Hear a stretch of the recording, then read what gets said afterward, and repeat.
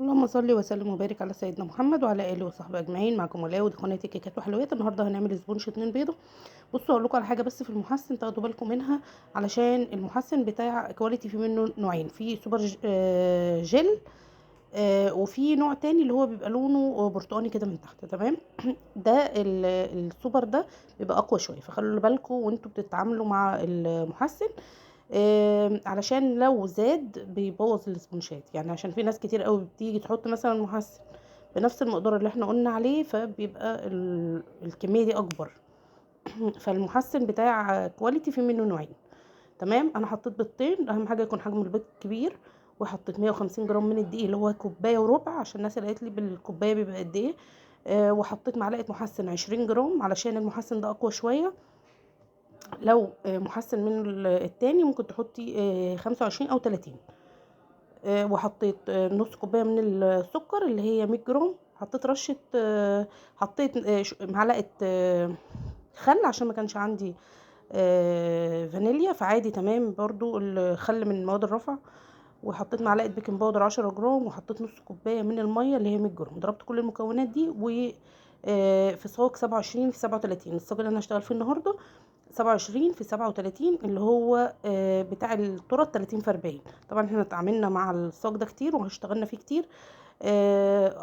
هظبط الصاج وهقسمه نصين، يعني هخلي كل صاج، انا هعمل المقدار ده 3 مرات، هعمل كل صاج نص ونص. تمام. يعني هي التورتيه كانت مطلوبه مني نص فانيليا ونص شوكولاته، فانا التورت الكبيره مش بحب ايه، يعني التورته اللي هي 30 في 40 دي مش بحب يعني اخلي الاسبونش نص ونص. بحب اخليه هو الصاج كامل، واقسمه جوه الصاج، يعني اخلي نصه فانيليا ونص شوكولاته. تمام. لكن انت لو هتعملي مثلا صاج اكبر شويه وعايزين زي ما انتم شايفين كده، يعني بخلي الصاج نفسه نص ونص.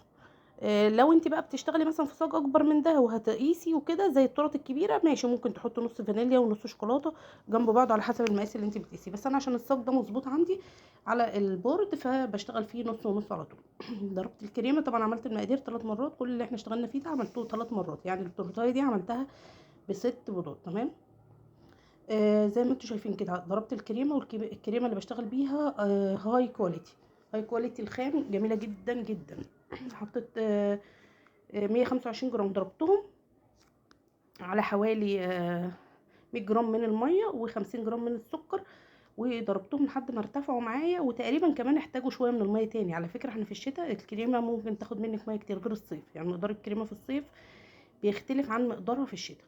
قفلت كده التورتيه 3 طبقات زي ما انتم شايفين. طبعا الكريمه قسمتها نصين، حطيت على نص منهم معلقه من الجناش لغايه ما لونها ظبط كده والطعم، وابتديت اقسم طبعا الجزء اللي فيه فانيليا حطيت عليه فانيليا، والجزء اللي فيه شوكولاته حطيت عليه شوكولاته. وقفلت برضو التورتيه من بره نفس اللي انا عملته من جوه في الطبقات، عملت برضو نص ونص. تمام. وعملت كده دريبات بين الجناش من حوالين 4 جناب من التورتايه. وابتديت بقى اجيب الكريمه الفانيليا، ابتديت اعمل زي جزء مربع كده، مش يعني جزء من المربع للجزء الفانيليا، وبرده قفلت من تحت بنفس الطريقه. هاجي بقى من هنا من عند الجزء ده، هي كانت التورتايه دي مطلوبه مني عيد ميلاد بنتين توأم ما شاء الله، ربنا يخليهم لباباهم ومامتهم. فكانوا عايزين يعملوا التورتايه نص فانيليا ونص شوكولاته بنفس الشكل، وهيكتبوا اسم البنوته في المربع واسم البنوته في مربع تاني. يعني احنا لما مامتها كلمتني اتفقنا على كل حاجه.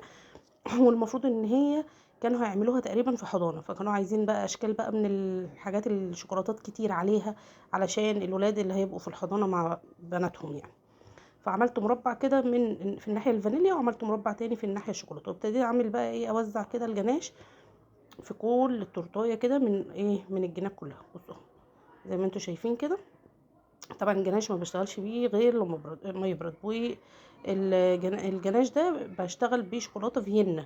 ناس كتيره سالتني وانا ما بغيرش فيينا الا اذا ما لقيتهاش. لو ما لقيتهاش بشتغل بكواليتي، بس انا يعني لو الكواليتي موجود وفيينا موجود بشتغل بفيينا على طول، بشتري فيينا على طول. يعني هو الفرق بين ده وده في القالب حوالي 20 او 30 جنيه، بس بصراحه فيينا تقيل جدا في الجناش وفي الطعم وكل حاجه، يعني انا بحبها بصراحه. تمام. دخلتها في التلاجة تشد شوية، وبعد كده ابتديت اكتب بقى هابي بيرز دي بالشوكولاتة البيضة في المولد السيليكون. دخلته التلاجة كده يشد، وبعد كده قلبته زي ما انتم شايفين كده، وابتديت اظبط كده المكان اللي هيتحط فيه هابي بيرز دي. جبت بقى ورق الترانسفير بتاع اللي هو القطة كيتي دوت، وابتديت احطها كده زي ما انتم شايفين بقلوب بقى. هتشوفوا بقى الاشكال اللي انا اخترتها وقولوا لي برده كانت مناسبه ولا لا. حطيت بقى كيتي، وحطيت بقى اللي هو الجيتار ده اهو زي ما انتم شايفين كده برده، بشوكولاته بيضه وشوكولاته اللي هي البني.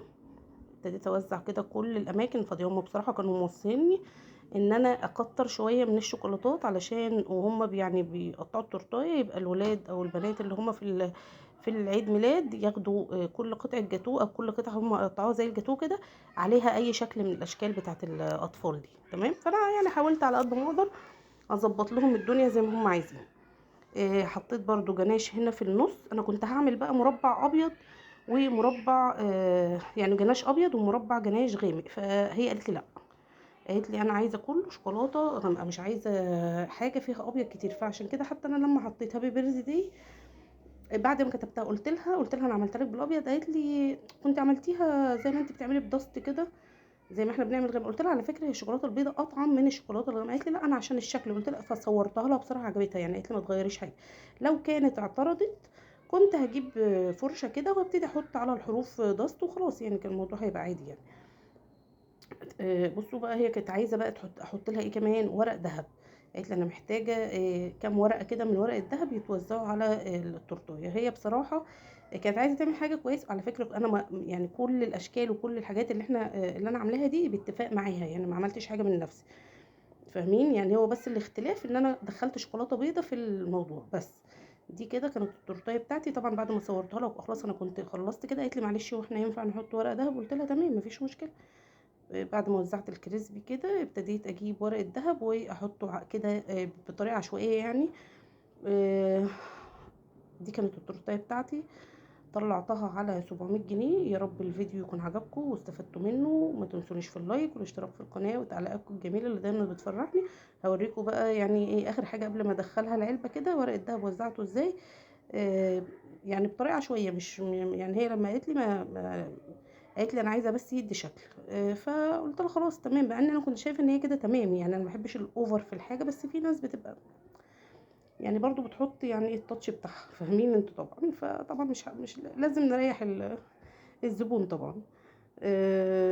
والناس اللي بتعلق لي شكرا ليكم وربنا يخليكم ليا ويدومكم نعمه في حياتي. بس ما تنسونيش بجد في اللايك لان المشاهدات واقعه واللايكات ما فيش منسيه خالص. والله يعني انا كنت بسجل فيديو كل يوم، دلوقتي بقيت اخليه يوم ويوم.